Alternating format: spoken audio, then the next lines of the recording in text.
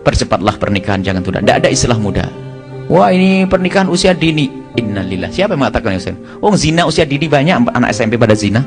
Sekarang nikah tamatan SMP dilarang, katanya belum 17 tahun. Masya Allah.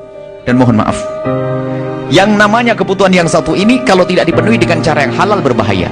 Sebab tidak bisa diwakilkan. Ini bukan kayak orang makan. Kalau saya hobi makan soto, ternyata soto tidak ada, saya bisa makan nasi jamblang.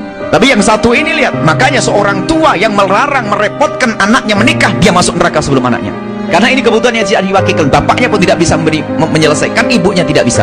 Sama kalau misalnya kita punya seorang bapak yang masih butuh kepada pernikahan, ibu meninggal, maka jangan sampai melarang bapak menikah. Karena apa? Bapak punya kebutuhan yang tidak bisa diwakilkan kepada orang lain. Kecuali dirimu adalah selamat, tidak pernah berurusan dengan wanita, tidak berurusan dengan laki-laki, tentrem, syahwat tidak bangkit, nggak nikah nggak apa-apa. Ada yang kayak gitu? Tidak ada. Cepatlah pernikahan, jangan tunda. Tidak ada istilah muda.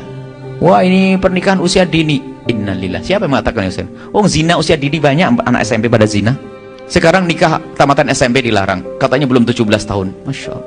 Dan mohon maaf, yang namanya kebutuhan yang satu ini kalau tidak dipenuhi dengan cara yang halal berbahaya.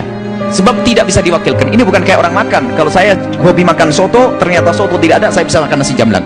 Tapi yang satu ini lihat, makanya seorang tua yang melarang, merepotkan anaknya menikah, dia masuk neraka sebelum anaknya.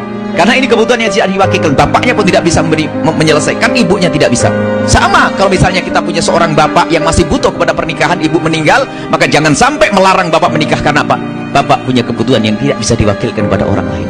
Kecuali dirimu adalah selamat, tidak pernah berurusan dengan wanita, tidak berurusan dengan laki-laki, tentrem, syahwat tidak bangkit, nggak nikah nggak apa-apa.